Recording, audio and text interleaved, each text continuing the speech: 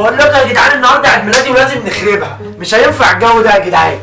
لا يا عم فكك من ده، بكره عيد الام. لا يا عم انا لازم اجيب هديه لامي.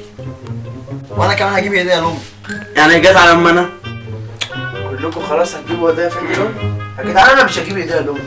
عشان انت معفن والله يا اسطى.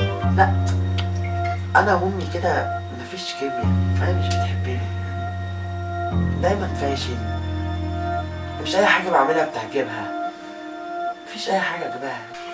انا بكره امي. انا اثبت لك ان امك دي احسن ام في الدنيا. يا الريحه دي ما هو من القرف اللي انا بشوفه في البيت. ايه القرف ده؟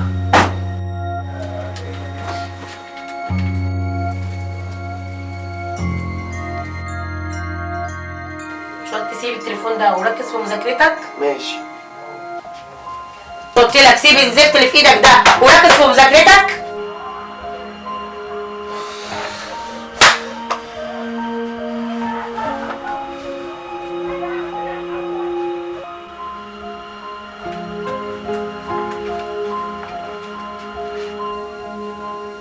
ايه اللبس اللي انت لابسه ده؟ مالكيش دعوه بستايل، انا عايز فلوس عشان انزل. خد عشان تنزل.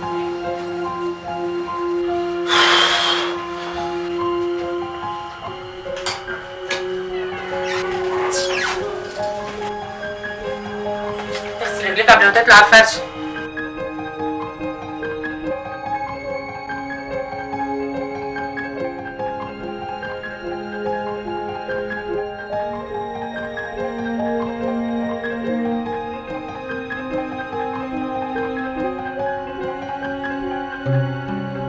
لو انا شغلته ده كل شويه كده. كنت متاكد ان الاقيك في البيت والله. تعمل ايه؟ انت ما بتردش على موبايلك من اول يوم. يا ابني انا موبايلي متاخد يا ابني. تاخد ليه؟ امي خدته. عملت ايه صح في عيد ميلادك امبارح؟ اسكت يا عم اسكت، عشان ده عيد ميلاد فقر. طب عيد الام؟ برضه؟ ده الاثنين فقر. لا ده انت نحس. اه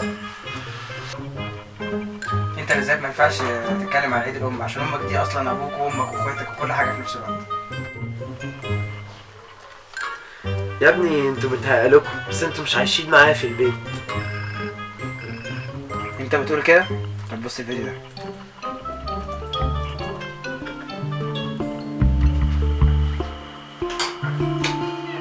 يا الريحه دي ما هو من القرف اللي انا بشوفه في البيت. ايه القرف ده؟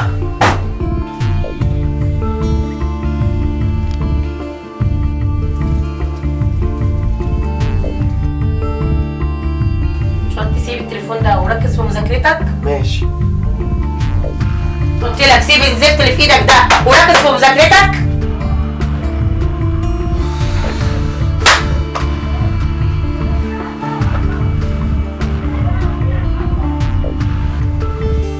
ابني موبايله مكسور، شكله ايه قدام اصحابه؟ اما اقبض الجمعيه او اجيب له موبايل جديد. ايه اللبس اللي انت لابسه ده؟ مالكيش دعوه بستايل، انا عايز فلوس عشان انزل. خد عشان تنزل.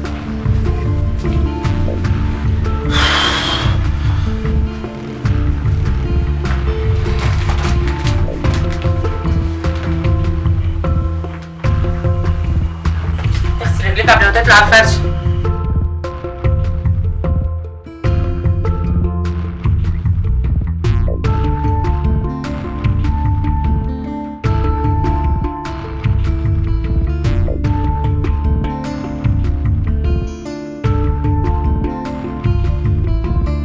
لو انا شغلته ده كل شويه كده. بس ابني عمل ايه؟ على فكرة ابني ده المستقبل. ممكن تشجعيه وتساعديه على كده.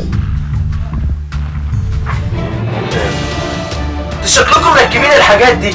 لو مش مصدقني روح هتلاقي الحاجات دي على سريرك. ازاي؟ اقول لك حاجه كمان، انت مش كنت وحيد، انت وحيد طول عمرك. انت مجنون.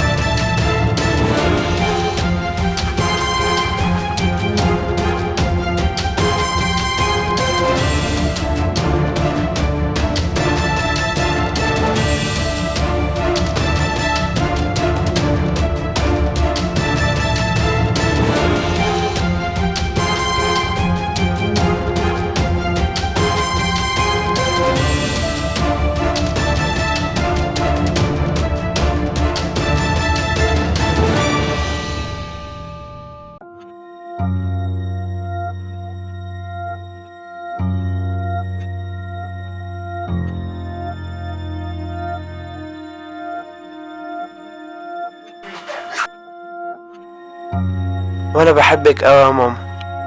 وانا بخاف عليك قوي يا ابني. أول حياتي يما اتدارت فيكي، شلتني بإيديكي ولما قلت الآه شلتني في عينيكي.